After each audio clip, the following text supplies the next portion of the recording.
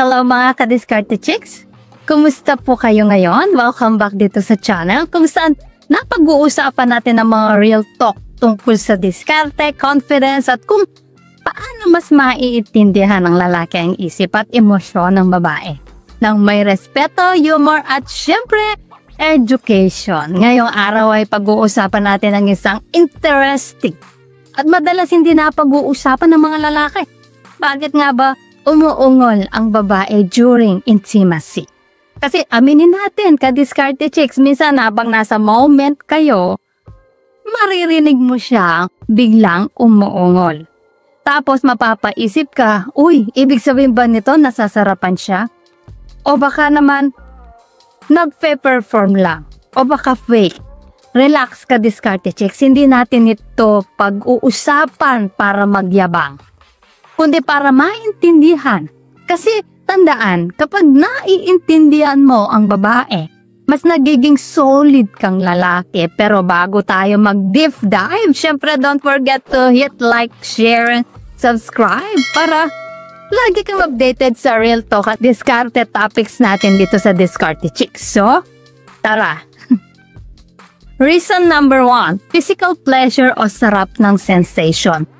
Unang-una, syempre umuungol ang babae dahil nasasarapan talaga.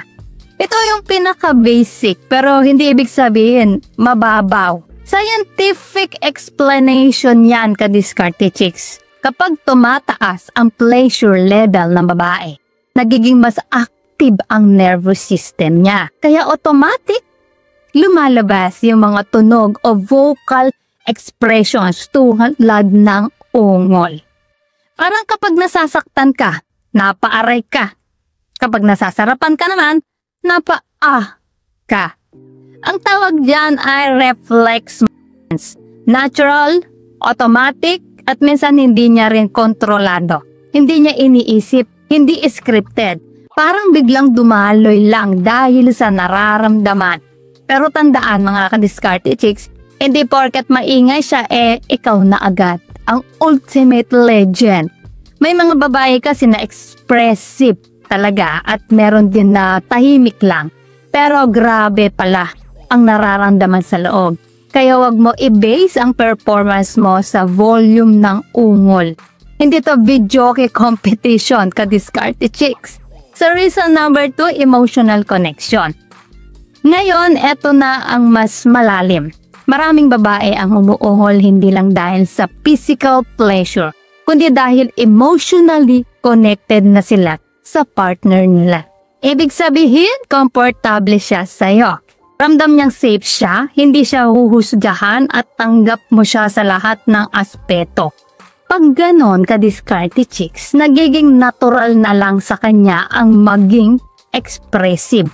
Hindi lang sa kilos, kundi pati sa tunog. Yung ungol minsan hindi lang nasasarapan ako, kundi I trust you, I'm comfortable with you, o minsan pa nga I'm letting go emotionally. Kaya kung gusto mong mas maramdaman yung genuine na connection, huwag mo madaliin ang bagay. Build that emotional safety kasi kapag naramdaman niya na hindi lang katawan mo ang gusto mo, doon siya lalong magiging expressive, spontaneous at totoo. So reason number 3, communication without words. Eto ka-Diskarte Chicks, tandaan mo to. Ang babae hindi lang sa salita, nakikipag-usap. Minsan yung katawan niya na mismo ang nagsasabi, yung ungol niya. Para rin niyang mapa, minsan yung lakas, tono o bilis ng ungol, yun ang guide mo kung tama ang ginagawa mo o hindi. Halimbawa, napansin mong biglang lumakas o naging madalas, ibig sabihin that's the spot. Pero kung biglang natahimik, baka kailangan mong baguhin ang ritmo o approach mo. Kaya dapat marunong kang makinig, hindi lang sa salita kundi sa tunog ng moment. Parang sa sayaw, hindi mo kailangan mag-usap, pero ramdam mo kung sabay kayo o may mali. Kaya kung marunong kang makinig at mag-adjust, mas magiging maganda ang connection yung dalawa. Yan ang diskarte na marunong umintindi, hindi lang umaasa sa ego. So reason number 4, psychological arousal o excitement factor. Eto na yung medyo psychological side ka-diskarte chicks. May mga babae na na-arouse mismo sa tunog ng ungol nila. Hindi dahil OA o scripted, kundi dahil yung tunog na yon ay nagbibigay ng dagdag thrill o excitement sa kanila. Parang cinematic effect. Kapag may tunog, mas intense. Imagine mo na lang kung nanonood ka ng action movie tapos walang sound effects. Di ba? Pero kapag may boom, whack, mas nagiging thrilling. Ganun din sa moment nyo. Ang ungol minsan ay psychological enhancer. Nakakadagdag sa intensity, mas napapabilis ang heartbeat, mas lumalakas ang energy ng katawan at mas nagiging passionate ang connection. At take note, ka-diskarte chicks, hindi lang babae ang nakikinabang dito, pati ikaw. Kasi kapag naririnig mo siya, mas nagiging motivated ka, mas nagiging confident ka, at mas napapaganda ang flow ng energy nyong dalawa. So reason number 5, confidence booster para sa'yo. Yes, strategy rin yan minsan. Ka-diskarte chicks, totoo to, may mga babae na umuungol partly para i-boost ang confidence mo. Hindi fake lang ha. Minsan ginagawa lang nila para mapanatili ang vibe o rhythm ng moment. Kasi kung pareho kayong tahimik, minsan awkward. So ginagawa nila para mas masustain yung passion, para hindi mabigla o mawala ang energy. Parang cheerleader sa basketball. Hustle babe, kaya mo yan. Pero mas romantic at mas private version. Minsan din gusto nilang maramdaman mo na nag-e-enjoy sila para hindi ka ma-pressure o mawalan ng confidence. Kasi alam nilang kapag naging kampante ka, mas magiging maganda rin ang flow ng energy mo. So in short, ka-diskarte chicks, minsan ang ungol ay encouragement. Parang sinasabi niya, tama yan, sige lang.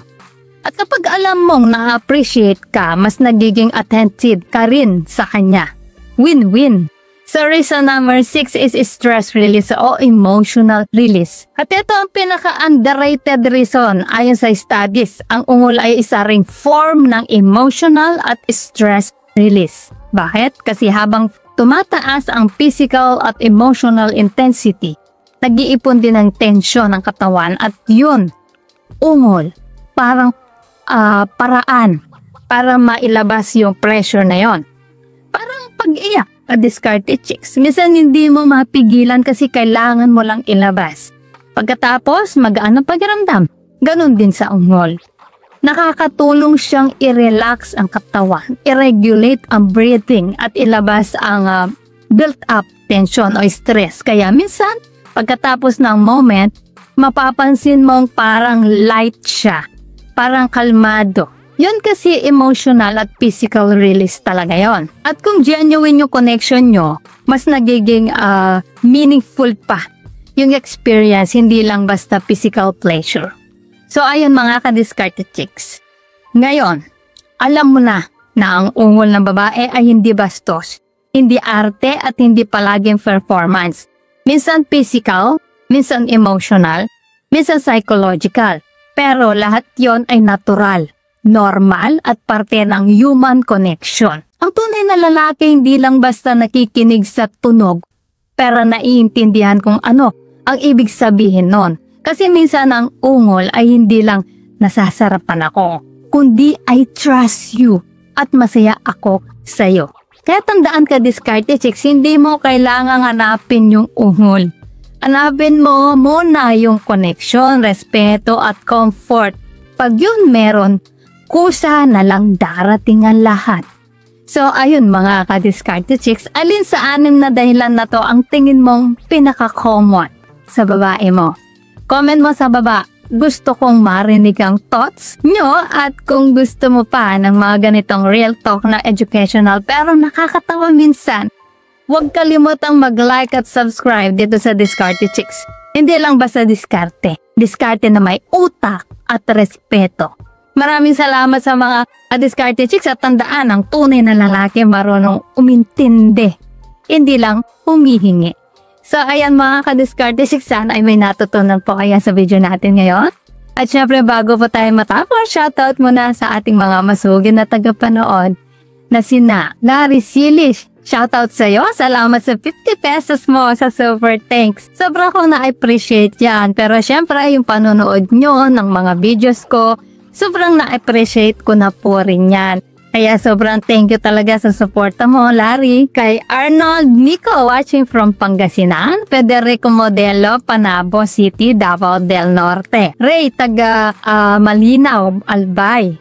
Ronald Vargas ng Minsulao, Siay, Zamboanga, Sibugay Province. Rosel Juanites ng Cagayan de Oro City. Veronica ng Sibugay. Expedito Ramos ng Cuyapo, Nueva Ecija, Barangay Cabatuan. Courtney Gabutan ng Cagayan de Oro City. Michael Dungka ng Tagaytay. Romulo Sanchez, taga Albuera, Leyte. Willie Mariano ng Tansa, Cavite. Willie Gafud na taga Cagayan Valley at kay Jans Evans ng Holo, Sulu. Guys, maraming salamat po sa suporta at panonood mga ka-Diskarte Chicks. Dahil po sa inyo, patuloy at lalo po akong ginaganaang gumawa ng mga content na makakatulong at makakaaliw sa lahat.